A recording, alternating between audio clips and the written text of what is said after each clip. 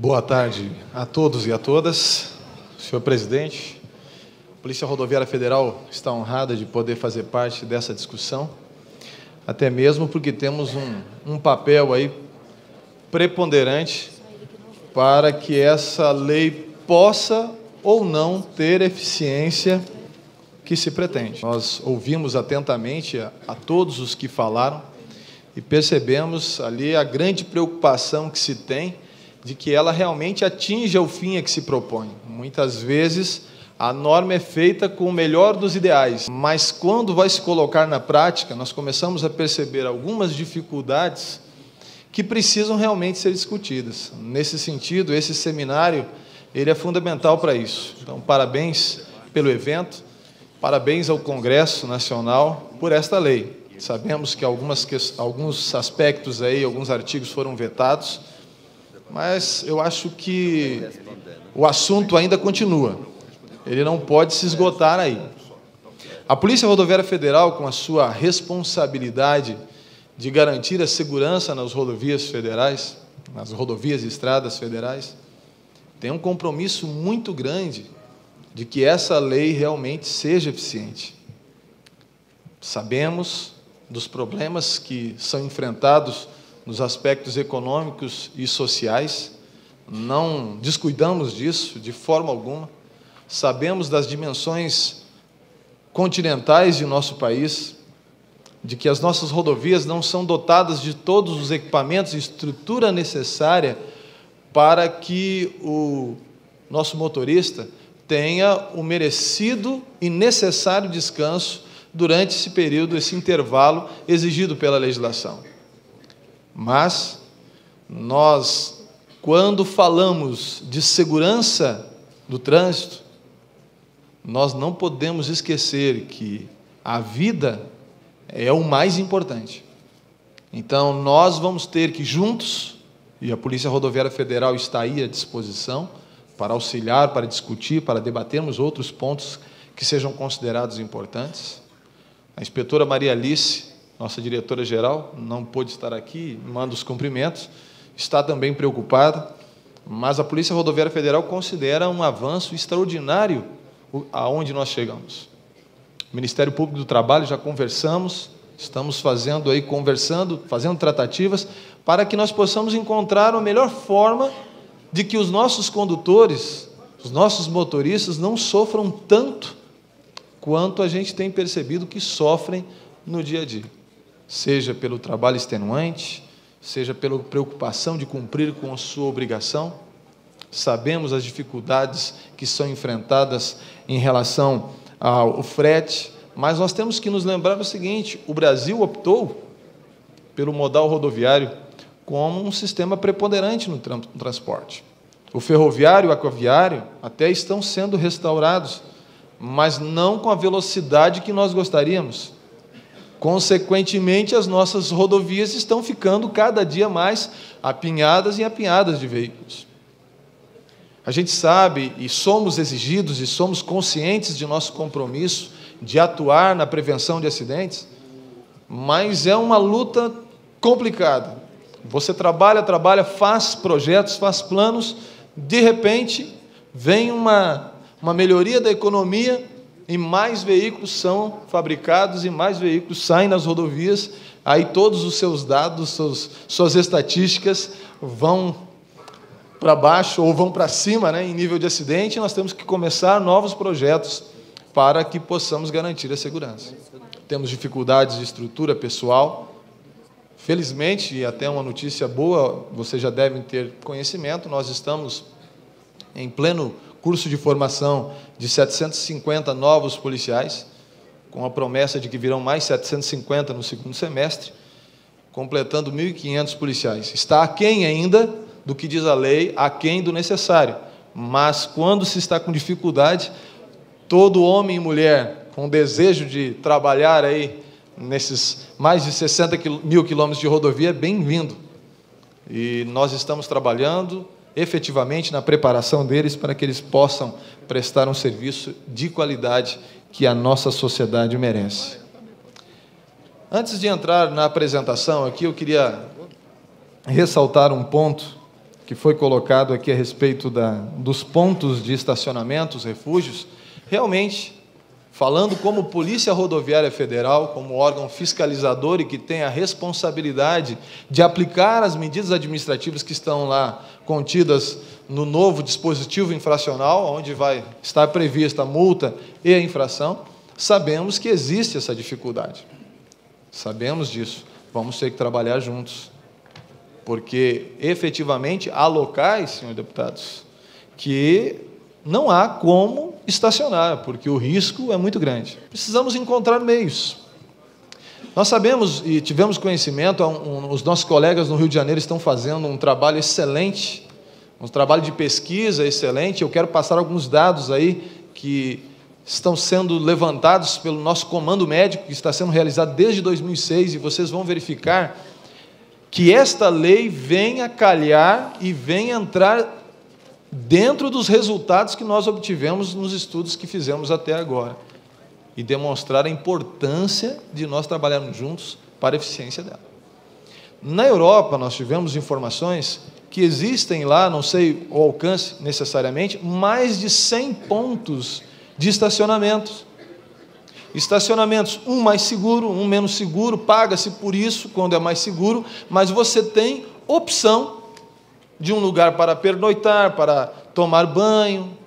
Aqui no Brasil nós não temos isso. Nós temos algumas iniciativas privadas, algumas redes de postos de combustíveis que até fazem isso. Mas sabemos que, em alguns casos, já temos conhecimento disso, de que se a pessoa não é cliente, ela acaba não conseguindo ficar naquele local. Acredito que vocês que trabalham na área sabem do que eu estou falando. E essa é uma dificuldade a ser enfrentada. Os postos policiais não têm a estrutura suficiente em todos os lugares para que vários veículos parem. Nesse sentido, a participação e a compreensão dos transportadores, de quem encomenda a carga, de quem destina a carga, do motorista, da sociedade como um todo, é fundamental. Se nós não tomarmos a iniciativa de evitarmos transgredir a norma e fazermos planejamentos em conjunto, associações se unindo para fazer um planejamento seguro, depois, na hora de aplicar a lei, a restrição, às vezes causa um dano ainda maior. Nós sabemos disso. Mas os dados que nós vamos mostrar para vocês demonstram que nós não podemos simplesmente, não que seja tão simples assim, não podemos considerar apenas aspectos econômicos e sociais quando a vida dos nossos motoristas está em jogo. Tá bom? Um dado importante que vocês estão vendo aí, em relação aos veículos de carga, tá? Como era a área de cargas, não trouxemos o transporte de passageiros, até porque senão o tempo não seria suficiente para tratar. Em 2011, o levantamento que fizemos é que os veículos de carga respondem por quase 35% dos acidentes. E aqui, pessoal, não é uma crítica, até porque o objetivo desse seminário, o objetivo da Polícia Rodoviária Federal também, como um ente público, não é somente encontrar culpados, mas trabalharmos juntos na busca de soluções. É certo que, constatada a infração, o nosso agente vai ter que atuar, mas nós temos aqui que analisar esses dados e verificar o que realmente necessita ser feito. É um índice muito alto se nós considerarmos a proporção de veículos de carga em relação aos demais veículos que trafegam nas rodovias. Então, no total de quase 200 mil acidentes, 192.277 mais precisamente, 34% deles ocorreram com veículos de transporte de cargas. Em relação às mortes, nós temos aí 14%. Lógico, né? O transporte de carga não leva tantas pessoas no veículo. Então, proporcionalmente, o número de mortes acaba sendo menor. Mas também é verdade que nós encontramos aí situações em que os veículos de carga acabam se envolvendo com acidentes com outros veículos. E aí o número de mortes se eleva. Nós tivemos, no ano passado, 2011, já concluídos os dados do nosso setor de estatísticas, mais ou menos 1.222 mortos em decorrentes de acidentes com veículos de carga, só em rodovias federais. Tá? E o total de mortos, nós chegamos a 8.667, representando, então, 14%, 14,37%. Um dado aqui que é para chamar a atenção de vocês, veja bem, nós fizemos uma comparação em relação aos dias em que ocorrem acidentes e constatamos que, no geral, a quantidade de acidentes aumenta sexta e sábado e domingo, onde o pessoal sai a passear, acaba, lamentavelmente, bebendo mais. Não conhece a diferença entre o trânsito rodoviário, o trânsito rural e o trânsito urbano. Quem trabalha sabe que é uma diferença muito grande de tempo de reação, de alcance de visão, de frenagem, tudo isso precisa ser levado em consideração. Então, nós temos, no geral, um aumento nos finais de semana. Já no transporte de cargas, nós vemos este nível de acidentes ser maior durante a semana, porque final de semana já não se percorre tanto. Mas veja que há um leve aumento na sexta-feira. Dá a impressão de que o pessoal está querendo correr um pouquinho mais para voltar para casa. E a gente sabe, conhece muitos caminhoneiros que ficam dias e dias, semanas, fora de casa. E quando ele pode, ele quer voltar rápido, porque a sua família está esperando. Então, essa é uma característica, e nós precisamos estar atentos a isso nas operações de fiscalização. Então, esses dados que estamos levantando e passando para vocês, exatamente, que vai nortear as ações de fiscalização da Polícia Rodoviária Federal. Um outro item muito importante, e que eu chamo a atenção de vocês, levando em consideração o horário em que ocorre o acidente, o horário, a letalidade do acidente, nós verificamos que os acidentes que ocorrem à noite são 100% mais letais que os acidentes que ocorrem durante o dia. Cansaço, a visão reduzida, muitas vezes sistema de iluminação não muito condizente, muitas vezes a rodovia cheia de buracos lá não é percebida em decorrência disso, uma curva mal sinalizada, uma obra de engenharia que não foi feita da forma adequada, a visibilidade reduzida, isto tudo contribui para o dobro de letalidade. Veja que durante o dia, e colocamos de 6 às 19 horas, o índice fica mais ou menos 1,5% de letalidade. Quando vamos para o horário noturno, das 20, aí colocamos até às 5 horas. Se nós pegássemos 19 horas e fôssemos até às 6, esse índice seria ainda maior. Nós temos mais de 3%. Ou seja, é o dobro. Veja a importância do descanso e, prioritariamente, o descanso noturno. É o descanso da natureza. Lamentavelmente, nós vemos muito trânsito noturno por aí. Sabemos que algumas cargas não podem parar, mas os planejamentos de transporte devem levar em consideração esta verdade, porque aí nós vamos salvar vidas. Veja que não é somente a fiscalização, é um componente importante, mas a compreensão da realidade pode nos ajudar a tomar decisões que vão evitar que esses acidentes aconteçam. Salvar vidas, que nós sempre consideramos a nossa missão, não é somente prestar um atendimento lá na hora do acidente, bem prestado, e o cidadão ficar satisfeito, a pessoa acidentada ficar satisfeita que o policial atendeu bem ele. Eu não sei se foi um privilégio, o que foi, no jornal lá do Rio Grande do Sul, de um cidadão lá que se acidentou, fazer uma referência à minha pessoa pelo atendimento que eu fiz. Só que ele foi na seção de obituário do jornal. Isso não me satisfez. Porque salvar vidas não é atender bem um acidente. Salvar vidas é evitar que eles aconteçam. Então, todas as ações devem levar em consideração este viés. Porque senão, e digo para vocês, entre todas as atividades que pratico dentro da divisão de multas, também sou conselheiro do CONTRAN, representando o Ministério da Justiça, ainda assumi a responsabilidade de ser um dos instrutores dos novos policiais, que estão lá, aqui no DF nós temos em Goiânia, nós temos no Rio Grande do Sul, e qual outro lugar aí, me ajude, Lídia, que eu não lembro, que estão lá sendo formados. E uma das coisas que estamos falando lá é exatamente isso que estamos falando para os senhores e senhoras aqui. A operação de fiscalização deve levar em consideração a realidade, não a mera fiscalização simplesmente para abordar um veículo e pedir documentos e verificar a situação que está, mas uma fiscalização objetiva e planejada, levando em consideração dados como esses.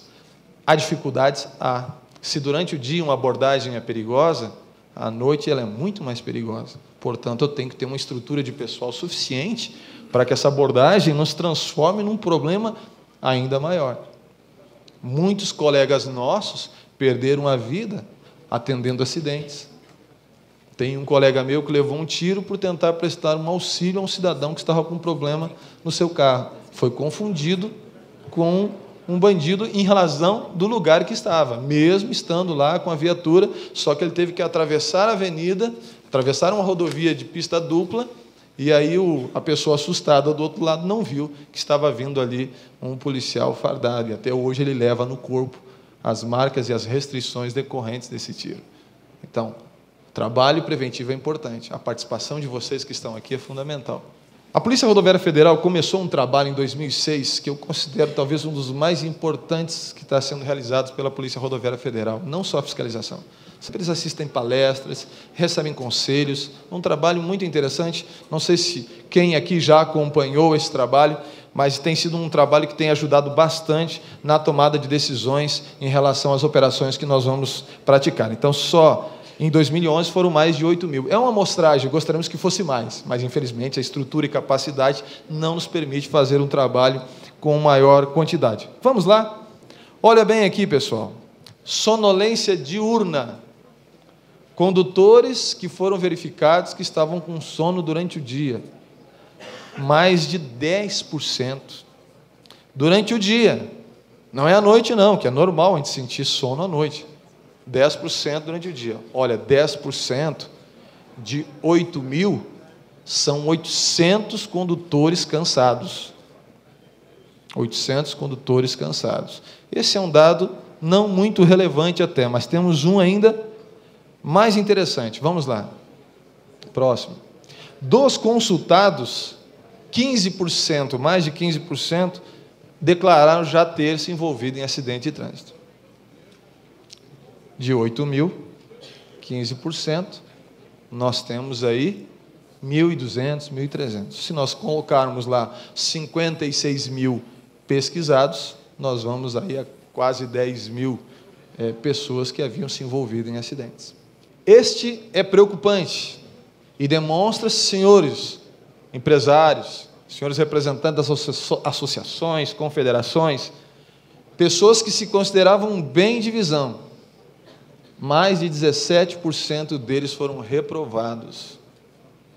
Mais de 17% deles que estavam com dificuldade de visão e seriam reprovados se fosse fazer a carteira. Isso significa que ele vai ter dificuldade de ver um perigo à distância, de ver um buraco, de ver uma sinalização, de dirigir à noite. É muito importante que as empresas, e isto a lei até trouxe uma preocupação, avaliem a saúde de seus motoristas, porque eles estão colocando em risco as suas próprias vidas e a vida dos outros. Aqui, nós verificamos o consumo de álcool, mas não o consumo de álcool ocasional, mas pessoas que já estão num índice de consumo de álcool maior. Já o etilismo, mais de 30% dos entrevistados, senhores. É um índice muito grande. Talvez projetos que visem a verificação do álcool lá na empresa antes dele sair, verificações periódicas, como se tem trabalhado, estudado, seja fundamental, porque é 30%.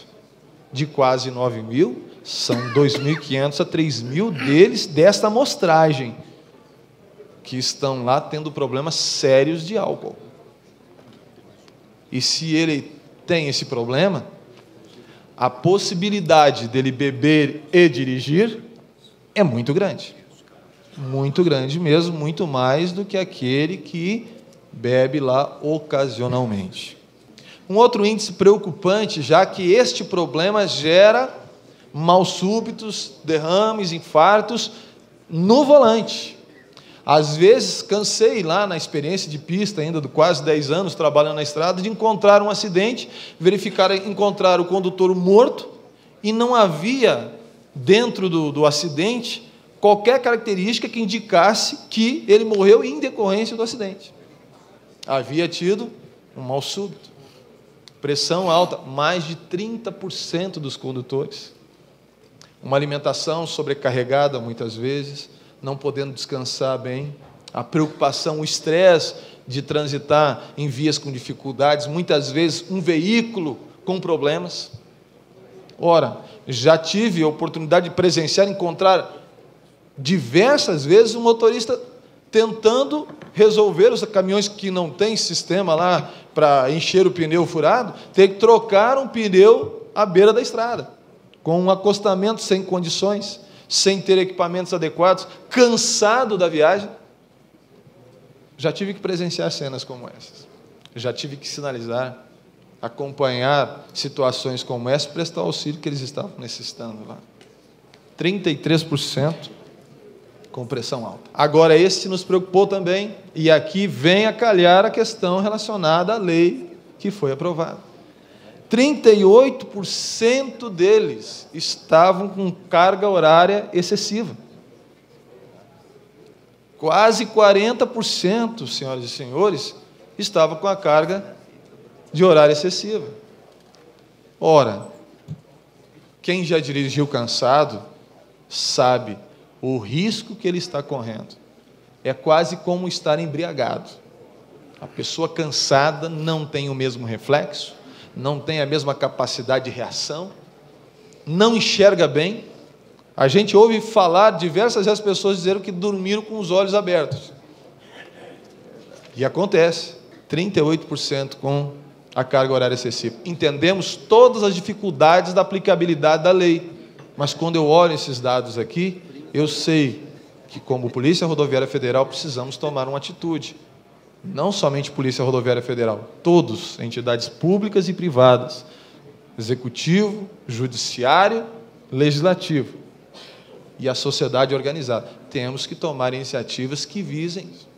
Questões econômicas são importantes, mas quando ela sobrepuja o direito à vida, para mim, ela começa a perder o valor. Vim de uma família pobre e humilde no interior do Rio Grande do Sul. E sei que se não dá para ganhar muito, ganha-se pouco, mas viva, e viva bem. Rapidamente sobre a lei, já se falou muito, mas alguns pontos são importantes ser levados em consideração na operação de fiscalização aqui.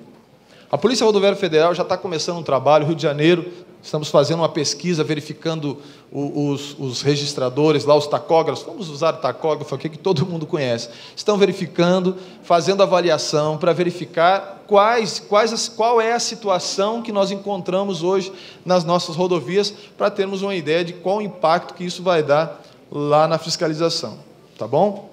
Então, queremos continuar com operações temáticas, queremos trabalhar para que o motorista profissional tenha o seu descanso, observadas todas as características especiais, e queremos fazer parte das discussões, queremos que vocês tragam para nós situações pontuais que não foram levadas em consideração, já que o Brasil é imenso, não dá para comparar a área urbana de São Paulo, muitas vezes, com uma área rural, lá no interior do Pará, Amazônia. Então, precisamos conhecer essas realidades para ver o que se pode fazer, seja no âmbito da regulamentação, da operação, para que haja realmente segurança e que o objetivo seja alcançado. Como já bem falou o doutor Paulo, nós queremos fazer um trabalho integrado. Estamos à disposição para isso, para que a gente possa realmente contribuir. Não somente com aquele braço opressor, porque às vezes, e tenho ouvido falar muito na imprensa, toda vez que se aperta a fiscalização, se fala em sanha arrecadatória, pegadinhas dos órgãos de trânsito. Eu tenho dito, e já ouvi outras pessoas falarem, que o cidadão pode fazer uma pegadinha no órgão de trânsito que quer fazer uma pegadinha. Sabe qual é? Respeite a sinalização e a legislação de trânsito, que ninguém vai lhe multar. Pode até estar escondido atrás da macega, lá na roça, na rodovia. Se você respeitar a lei, você não vai ser multado. Às vezes nós nos esquecemos do principal da segurança para questionar algo que, se nós avaliarmos com cuidado, tirando todas as nossas tendências, nós vamos verificar que o ser humano, e aqui no Brasil nós temos essa tendência de excesso de velocidade, nós queremos que as coisas aconteçam agora, nós queremos chegar até o final de nossa viagem, aconteça o que aconteça. Eu testemunhei, numa madrugada, depois de uma operação que fiz, uma cidade estava indo para outra, que não havia unidade da Polícia Rodoviária Federal, era 1h da madrugada, e eu estava voltando de viatura para o posto, e dali eu iria embora, quando recebi um aviso pelo rádio: há um caminhão parado sobre a pista, estacionado, tudo apagado em uma curva, e vários caminhões quase colidiram com ele. E eu disse para o colega: estou cansado, mas vou contigo para tu não ir sozinho. Fomos lá, chegamos lá, o caminhão estava estacionado sobre a pista, numa curva, cortinas fechadas, e o motorista dormindo lá dentro. Gente, eu fiquei quase 5 minutos batendo na janela para ele acordar. Ele acordou, louco de sono, abriu a cortina, se assustou comigo e perguntou: estou na Freeway?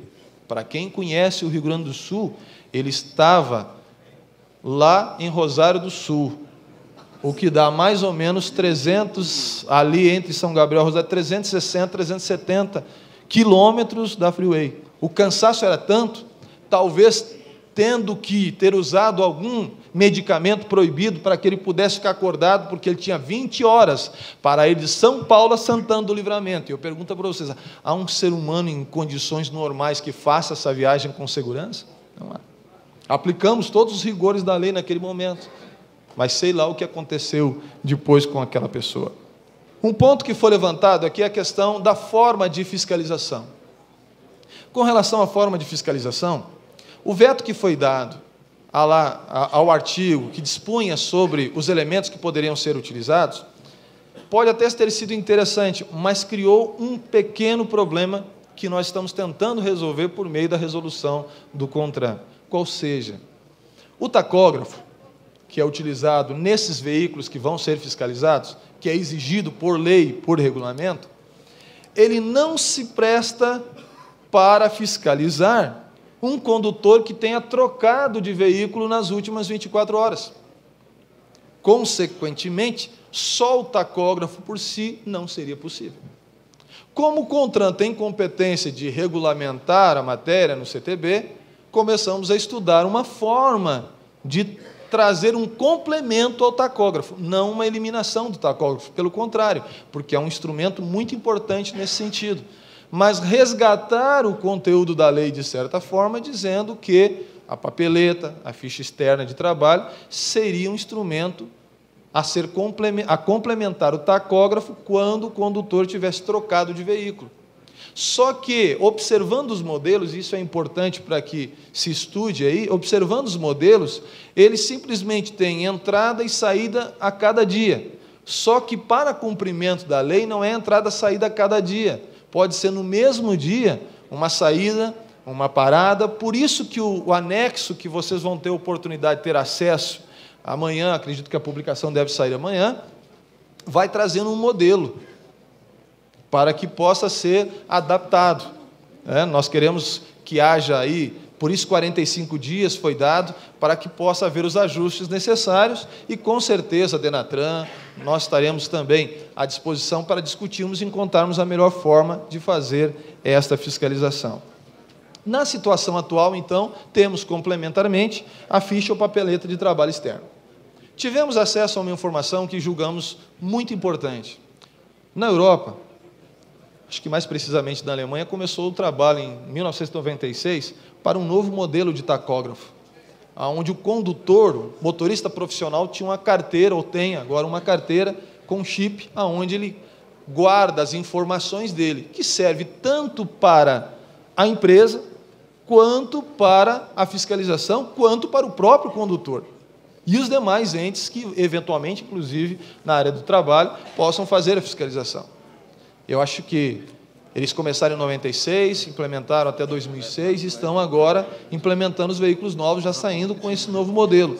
Não conheço totalmente, mas pelo que tive a oportunidade de saber, ele serviria tanto para a empresa quanto para os órgãos de fiscalização. Eu acho que a gente tem que começar um estudo aí juntos, para que se possa, daqui a alguns anos, quem sabe, termos um instrumento mais seguro de fiscalização, para que essa fiscalização seja mais eficaz, sem esquecermos, né, da discussão a respeito dos pontos de estacionamento, que eu acho que agora nós precisamos estudar.